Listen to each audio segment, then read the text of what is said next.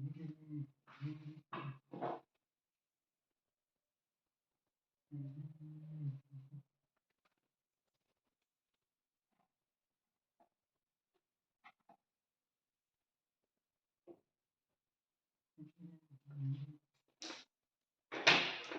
हिंद दोस्तों, स्वागत है आप सभी का आपके अपने YouTube चैनल इंडिपेंडेंट क्लासेस में। मैं गौरव यादव आज आप लोगों को प्रकाश का अपवर्तन, रिफ्रैक्शन ऑफ लाइट का आगे का पार्ट कंटिन्यू करूंगा।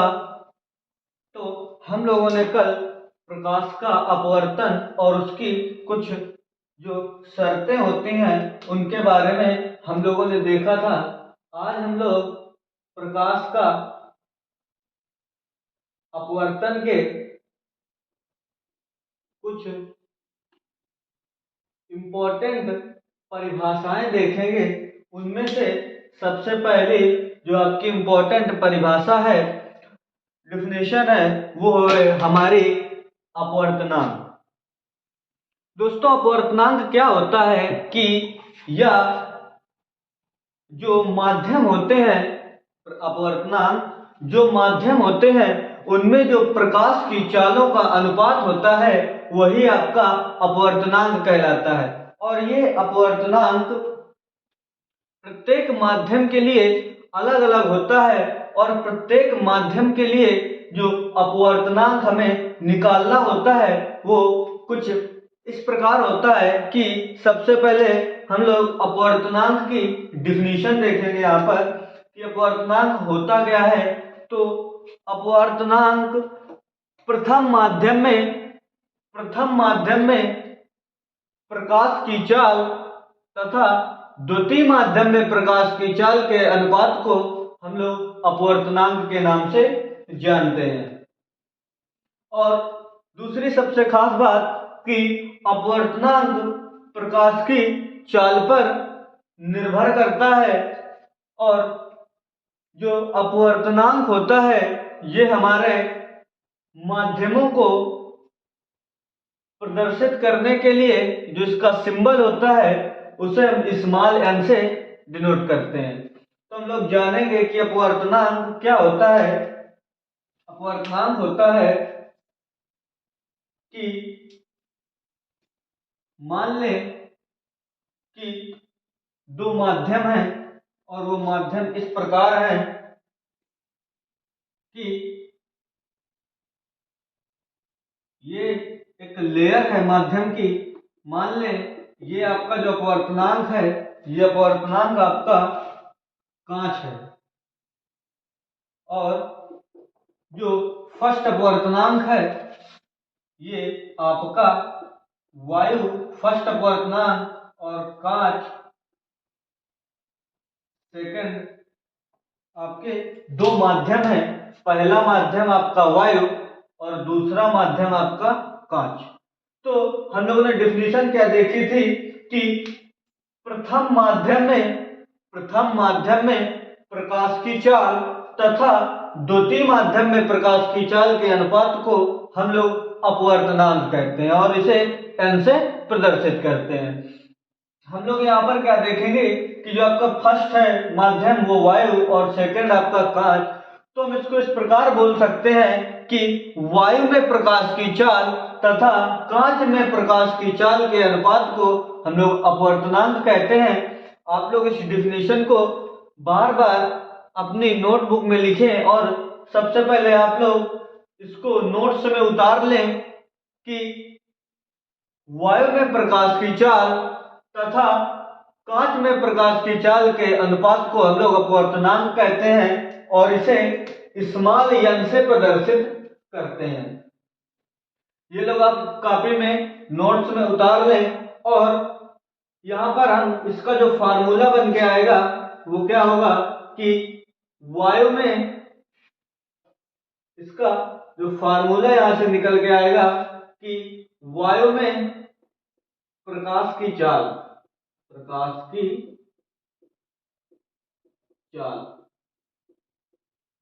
बटे कांच में प्रकाश की चाल।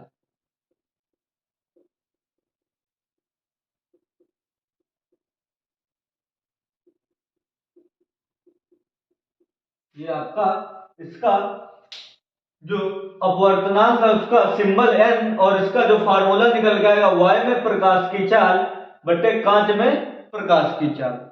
अब अपवर्तनांक को तो हम लोग n से डिनोट करते हैं, लेकिन जब हम उस पे माध्यम जोड़ देते हैं तो जो फर्स्ट माध्यम होता है उसको इस बेस पे a और सेकंड माध्यम को g इस बेस पर हम लोग रख देते हैं। तो जो आपका माध्यम होगा वो A का मतलब एयर यानी कि वायु में प्रकाश की चाल और G का मतलब ग्लास यानी कि कांच में प्रकाश की चाल।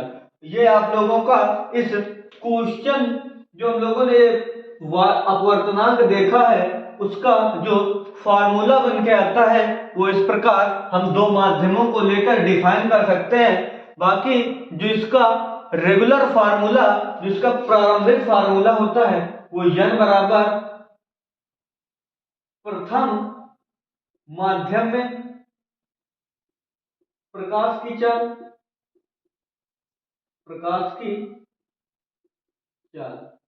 और सेकंड आपका द्वितीय माध्यम में प्रकाश की चाल, द्वितीय माध्यम में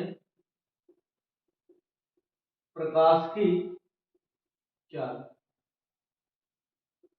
आप लोग नोट्स में सही से उतार ले, बस आप लोगों को समझाने के लिए ये मैं क्वेश्चनों को या इन थ्योरियों को लिखने पे टाइम वेस्ट होगा। मैं आप लोगों को केवल क्वेश्चंस के थ्योरी के माध्यम से जो फार्मूला निकल के आएगा वो बता दूंगा और आप लोगों को थ्योरी में बोल देता हूं जिसको आप लोग नोट्स में उतार लेंगे। तो अपवर्तनांक का जो नेचुरली फार्मूला होता है वो क्या होता है कि प्रथम माध्यम में प्रकाश की चाल बटे द्वितीय माध्यम में प्रकाश की चाल के अनुपात को हम लोग अपवर्तनांक कहते हैं। यदि माध्यम हमें इस प्रकार ले ले या कांच को ऊपर कर दें और वायु को नीचे कर दें तो हम इसको इस प्रकार भी लिख सकते हैं कि ग्लास टू एयर। इस n को जब हम लोग किसी माध्यम के हिसाब से रखते हैं तो हम उसे इस प्रकार बोलते हैं कि एयर टू ग्लास। यदि हम कांच ऊपर कर दें और वायु माध्यम नीचे कर दें तो ये दोनों सिंबल आपस में चेंज हो जाएंगे और हो जाएगा ग्लास टू एयर, बन जाएगा कांच में प्रकाश की चाल बटे वायु में प्रकाश की चाल। तो इस प्रकार हम लोगों ने क्या देखा कि अपवर्तनांक क्या होता है कि प्रथम माध्यम में प्रकाश की चाल तथा द्वितीय माध्यम में प्रकाश की चाल के अनुपात को हम लोग अपवर्तनांक के नाम से जानते हैं। इसके बाद हम लोग नेक्स्ट बात करेंगे कि उत्क्रमणीयता क्या होती है प्रकाश की उत्क्रमणीयता।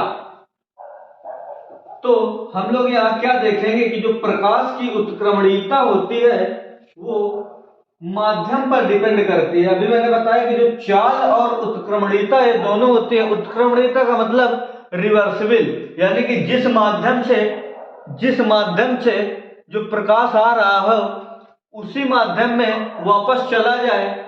इस प्रकार का हम बीच में कोई माध्यम रखेंगे कि जिस माध्यम से प्रकाश आ रहा हो पढ़ने के पश्चात उसी माध्यम में वापस चला जाए, इसे हम प्रकाश की उत्क्रमणीयता के सिद्धांत से जानते हैं। तो प्रकाश की उत्क्रमणीयता प्रकाश की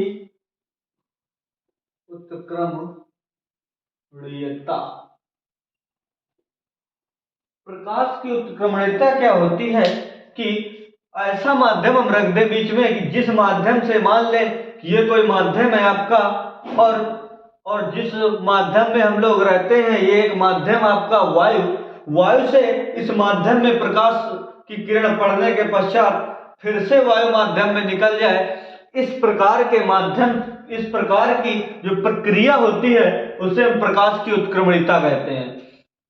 तो आप लोग सबसे पहले क्या करें कि उत्क्रमणीयता के सिद्धांत को जानने से पहले हम लोग एक मान ले कि एक कांच का टुकड़ा है, कांच ये क्या है कांच। फिगर बनाना पड़ेगा, साइड में लिखते हैं कौन सा माध्यम है कांच। अब क्या है कि कोई प्रकाश की किरण इस प्रकार आके पड़ती है और पढ़ने पर मैंने बताया था कि ये अभिलंब ड्रॉ करते हैं सबसे पहले, और पढ़ने के पश्चात मैंने बताया था कि जब कोई प्रकाश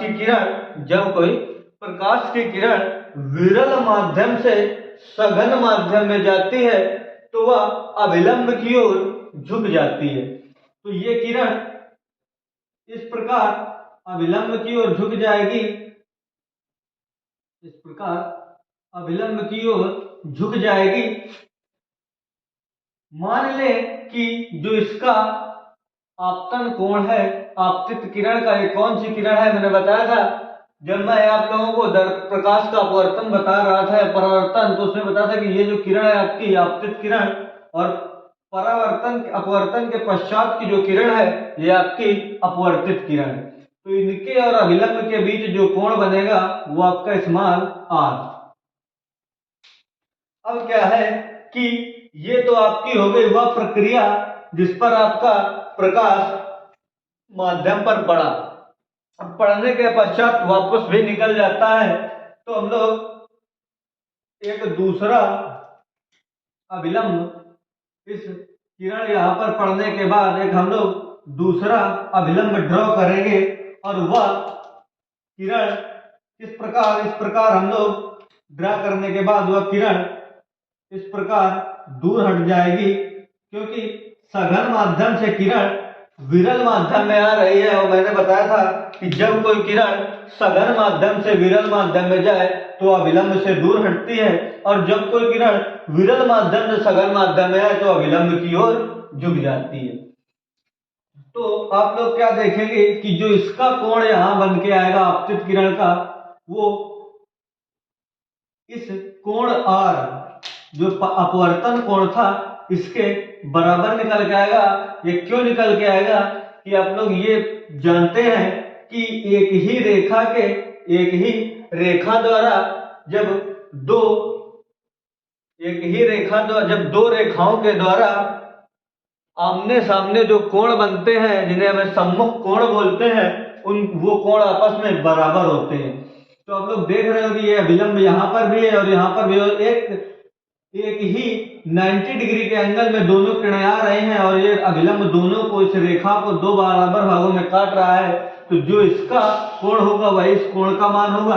और आप लोग ये भी जानते हैं कि जिस कोण से किरण अंदर जाएगी उसी कोण से बाहर निकलेगी, क्योंकि वो माध्यम भी वही है, क्योंकि ये और ये माध्यम दोनों सेम है। तो इसका कोण जो होगा वो आपका I होगा। और आप लोग फर्स्ट माध्यम जो था ये आपका क्या था, वायु से गई कांच में, उसके बाद फिर से वायु से गई कांच में और कांच से फिर से वायु। तो ये जो प्रक्रिया होती है ये आपकी प्रकाश की उत्क्रमणीयता की प्रक्रिया होती है।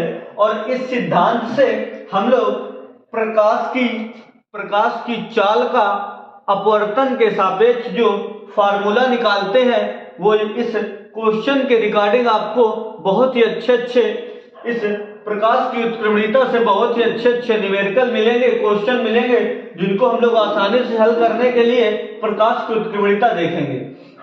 हम लोगों ने ये देख लिया। अब आप लोग जानते हैं कि स्नेल का नियम क्या होता है। यहां से हम लोग लिखेंगे स्नेल के नियम से। अब आप लोग सोच रहे होंगे कि ये फिगर बनाने के बाद हम लोग डायरेक्ट ये लिखेंगे कि स्नेल के नियम से, नहीं, आप लोग फिगर बनाइए और आप लोग क्या बोलेंगे, इसकी कुछ रचना लिखेंगे कि हम लोगों ने दो माध्यम लिए।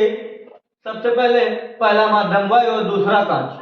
वायु माध्यम से या फर्स्ट माध्यम से आपतित प्रकाश की किरण अपवर्तित होकर कांच में जाती है, और आपतित किरण का जो कोण है वो I है, और अपवर्तित किरण का जो कोण है वो अभिलंब के साथ R बनाती है। उसके बाद वो किरण फिर से कांच से वायु में जाती है और किरण अभिलंब से दूर हट जाएगी, और उनका जो उस स्थिति में जो आपका आपतन कोण होगा वो R और अपवर्तन कोण जो होगा वो I होगा। इसके बाद हम लोग लिखेंगे स्नेल के नियम से। तो हम लोग स्नेल के नियम से क्या जानेंगे कि जो स्नेल का नियम होता है वो क्या होता है कि sine I upon sine R बराबर नियतांक। ये आपका स्नेल का नियम होता है। क्या होता है कि साइन आई बराबर साइन आर। इसके रिकॉर्डिंग हम लोग क्या देखेंगे कि जो माध्यम में प्रकाश की चाल, जैसे पहले माध्यम में प्रकाश की चाल और दूसरे माध्यम में प्रकाश की चालों का अनुपात निकालने के लिए हम लोग इसको, इन दोनों माध्यमों को प्रकाश की उत्क्रमणिकता के लिए सिद्धांत निकालने के लिए हम लोग स्नेल के नियम का फार्मूला लेंगे। उसके बाद हम लोग क्या लिखेंगे, स्नेल के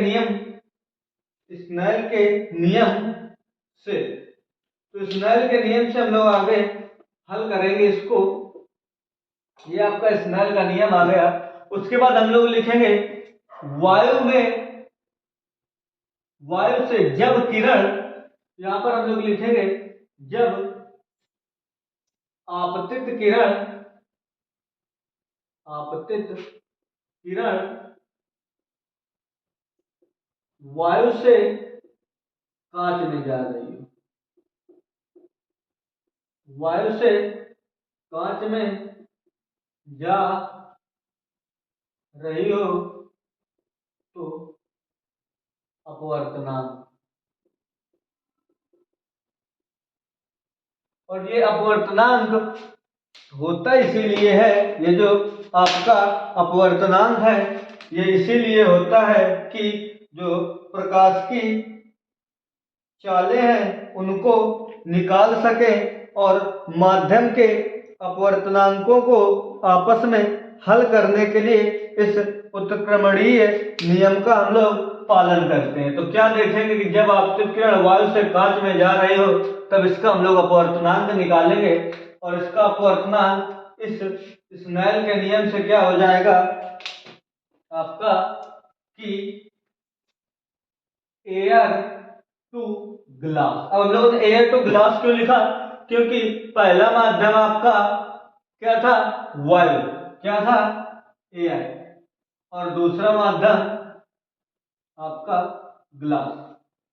तो जब प्रकाश की किरण वायु से ग्लास में यानी कि वायु से कांच में आ रही हो तब हम लोग इसका जो फार्मूला निकल के आएगा वो क्या आएगा, साइन आई, क्योंकि पहला जो कोण है आपतन वो आई है, और साइन का हम लोगों ने स्नेल के नियम से इसको निकाला, और यहाँ पर दूसरा जो आपका अपवर्तन कोण है वो आर है, तो यहाँ पर हम लिखेंगे sine I upon sine R. ये आपका समीकरण नंबर फर्स्ट हो गया। और हम सेकंड इसी प्रकार लिखेंगे कि जब प्रकाश की किरण, आपतित किरण की जगह हम लोग प्रकाश की किरण बेस्ट रहेगा, जब प्रकाश की किरण, जब प्रकाश की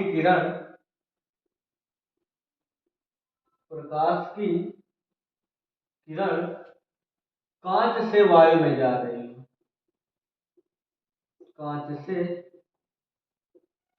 वायु में जा रही है, तो अपवर्तनांक,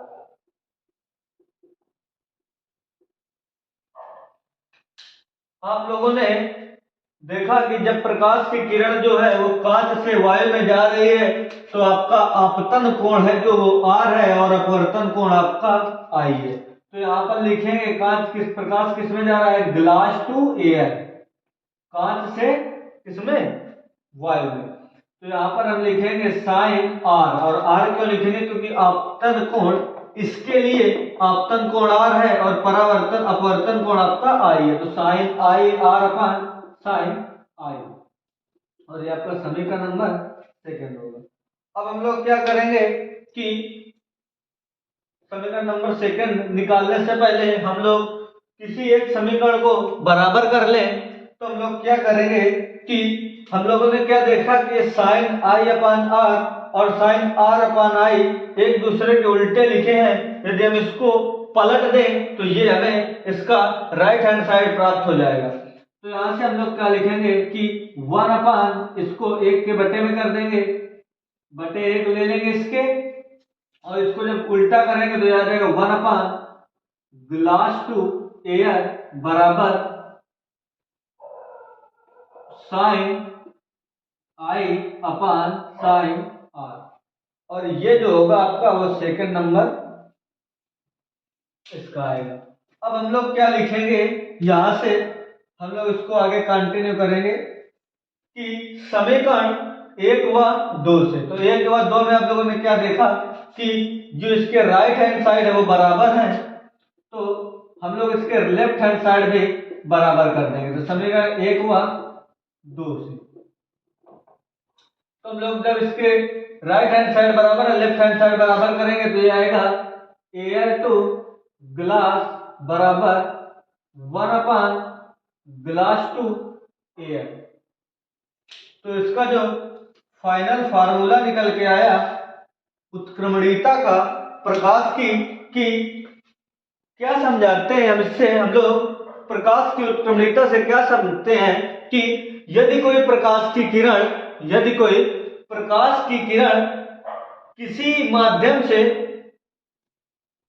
किसी एक माध्यम से दूसरे माध्यम में जा रही हो, तो यदि हमें उस दूसरे माध्यम का अपवर्तनांक प्राप्त करना है पहले माध्यम के सापेक्ष, तो हम उस अपवर्तनांक को उल्टा करके 1 के बटे में कर देते हैं। इस प्रकार का जो प्रक्रिया होती है उसे हम प्रकाश की उत्क्रमणीयता कहते हैं। और ये कहीं कहीं पर आप लोगों को इसका जो क्रम मिलेगा वो इस प्रकार भी मिल सकता है कि आप लोग जो इसका क्रम देखेंगे वो कहीं कहीं पर ये लिखा मिलेगा आपको एयर टू ग्लास, इसका इधर इंटू करा देंगे, into glass to air is equal to 1। इसका मतलब क्या होता है कि पहले माध्यम में प्रकाश की चाल पहले माध्यम की दूसरे माध्यम के सापेक्ष अपवर्तनांक और दूसरे माध्यम का पहले माध्यम के सापेक्ष का अपवर्तनांक एकांक होता है, यानी कि 1 होता है। हम इसे इस प्रकार बोलेंगे कि प्रथम माध्यम का द्वितीय माध्यम के सापेक्ष अपवर्तनांक और द्वितीय माध्यम का प्रथम माध्यम के सापेक्ष का जो अनुपात प्रथम माध्यम का द्वितीय माध्यम के और द्वितीय माध्यम के प्रथम माध्यम के जो अनुपात होगा उनका जो गुणनफल होगा वो आपका 1 के बराबर आ जाएगा। तो हम लोग ने क्या देखा कि प्रकाश की उत्क्रमणीयता क्या होती है, हम लोगों ने उसके बारे में इस प्रकार देखा। अब आप लोग इसको वीडियो को पुश करके देख लें या वीडियो का स्क्रीनशॉट ले लें। उसके बाद हम लोग आगे क्या देखेंगे कि जो आपका क्रांति कोण जो प्रकाश के अपवर्तन के नियम पर आधारित है, उस पर क्रांति कोण जो होता है वो हम किस प्रकार समझेंगे कि सबसे पहले हम लोग देखेंगे कि क्रांतिक कोण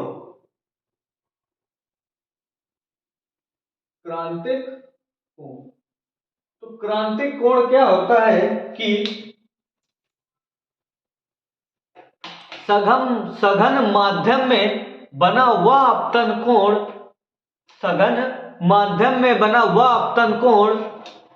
जिसके लिए विरल माध्यम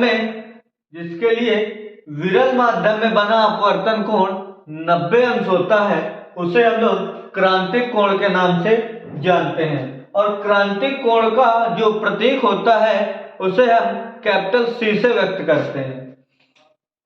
तो आप लोग क्या देखेंगे कि मान लें कि आपका माध्यम, हम लोग अभी तक वायु से कांच देखते रहे हैं, अब हम लोग देखेंगे कांच से वायु। इस प्रकार उल्टा देखेंगे। मान ले ये आपका माध्यम कांच है, फर्स्ट माध्यम, और सेकंड माध्यम आपका वायु।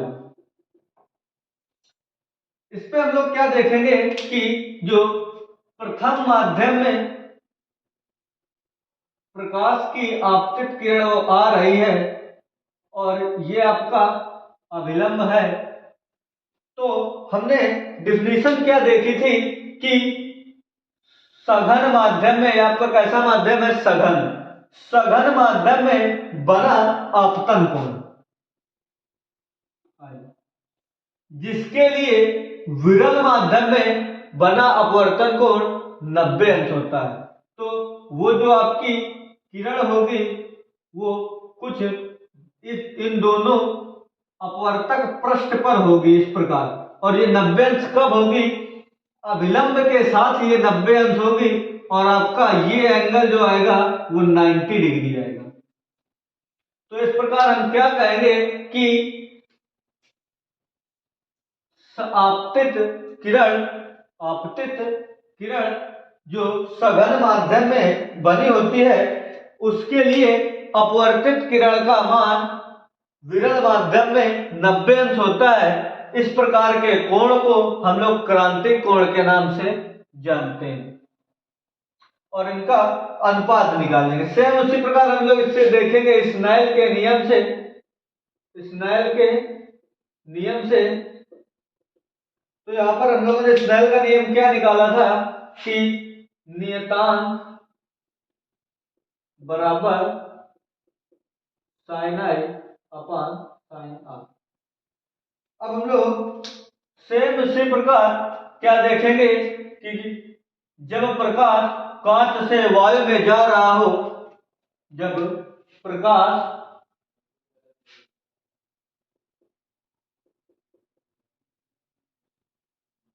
कांच से,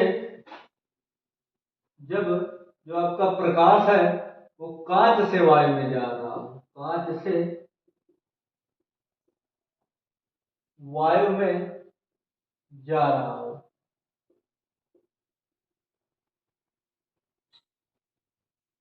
में जा रहा हो। अब हम लोग यहां पर क्या देखेंगे कि सबसे पहले कि क्रांतिक कोण को हम C से व्यक्त करते हैं। C बराबर जो इसका मान निकालेंगे क्रांतिक कोण का तो I है, तो इसे हम साइन I, और आपका जो अपवर्तन कोण है वो क्या है 90 डिग्री, तो यहां पर हम लिखेंगे साइन I अपॉन साइन 90। अब आप लोगों ने क्या पढ़ा है कि जो साइन 90 का मान होता है कितना होता है 1 होता है, तो यहां से आ जाएगा आपका C बराबर साइन आई। यहां पर आपका जो क्रांतिक कोण है C बराबर साइन आई। ये आपका क्या निकल के आया, क्रांतिक कोण के मान से हम लोग जो 90 डिग्री एंगल था क्रांतिक कोण का वो हम लोग यहाँ पर लिख देंगे, और नीचे क्यों लिखेंगे क्योंकि ये अपवर्तन कोण है। ये जो क्रांतिक कोण था ये आप लोगों का अपवर्तन कोण था, तो अपवर्तन कोण के हिसाब से हम लोग इसे साइन C बराबर साइन आई। तो ये आप लोग क्या निकाल लिए कि क्रांतिक कोण का जो मान है वो यहां से हम लोग C बराबर साइन आई निकाल लिए। उसके बाद क्रांतिक कोण का हम लोग और अपवर्तन में संबंध पढ़ेंगे, और हम लोग पूर्ण आंतरिक परावर्तन की घटनाएं पढ़ेंगे। तो हम लोग क्या करेंगे कि इन घटनाओं को इस प्रकार देखेंगे कि सबसे पहले क्रांतिक कोण को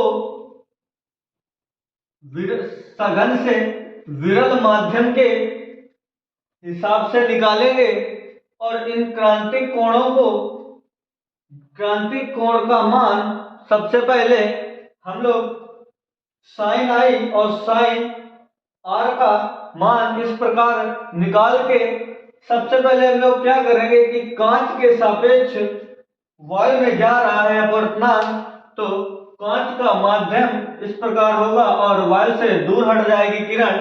तो हम लोग जो इसका मात्रक लेंगे वो आपका दूसरे माध्यम से पहले माध्यम में प्रकाश जाएगा। दूसरे माध्यम से पहले में, सॉरी, प्रकाश पहले से दूसरे में, प्रकाश पहले माध्यम से दूसरे में जाएगा, पहले से दूसरे में जाएगा। इस प्रकार हम क्या निकाले कि कांच जो है, जो माध्यम है आपका फर्स्ट कांच और दूसरा वायु, वो प्रकाश सघन से विरल में जा रहा है फर्स्ट टू सेकेंड। यहां पर भी जाएगा आपका फर्स्ट टू सेकेंड। लेकिन हम लोगों ने क्या देखा है कि जो आपका आपतन कोण बन रहा है वो सघन माध्यम में बन रहा है, और सघन माध्यम के लिए आपका अपवर्तन कोण, जो विरल माध्यम के लिए आपका अपवर्तन कोण 90 डिग्री है। इसके लिए हम लोग कांच के सापेक्ष जो अपवर्तनांक निकालेंगे, तो यहां से हम लोग लिखेंगे कांच के सापेक्ष अपवर्तनांक, कांच के सापेक्ष। तो कांच के सापेक्ष हमें निकालना है, तो यहां से आपका आ जाएगा 2C1, यानी कि आप लोग फर्स्ट माध्यम के हिसाब से इसे निकालेंगे और ये आपका आएगा 1/sin i, आपका आएगा 1/sin i। और हम लोग जानते हैं कि यदि हम लोग इन माध्यमों को आपस में चेंज करें, हम लोगों ने सीखा है कि इन माध्यमों को जब हम आपस में चेंज करते हैं तो इसे हम पलट देते हैं, और यहां से जब हम लोग क्रांतिक कोण का मान निकालेंगे तो आपका जो आंसर आएगा C बराबर C2 1 बराबर 1/sin i। और ये आपका यहां से जो मान निकला क्रांतिक कोण का, वो क्या निकला कि वायु के सापेक्ष कांच का अपवर्तनांक, वायु के सापेक्ष कांच का अपवर्तनांक, सॉरी, इसे हम वायु लिखेंगे, वायु के सापेक्ष, वायु के सापेक्ष, वायु के सापेक्ष कांच का अपवर्तनांक क्या निकल के आएगा 1/sin i, और यही नियम आपका क्रांतिक कोण कहलाता है। अब नेक्स्ट का सेशन हम लोग अपवर्तनांक क्रांतिक कोण में संबंध, प्रकाश का पूर्ण आंतरिक परावर्तन, इन दोनों घटनाओं को हम नेक्स्ट सेशन में देखेंगे।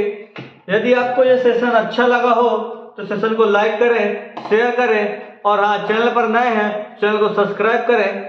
जय हिंद दोस्तों।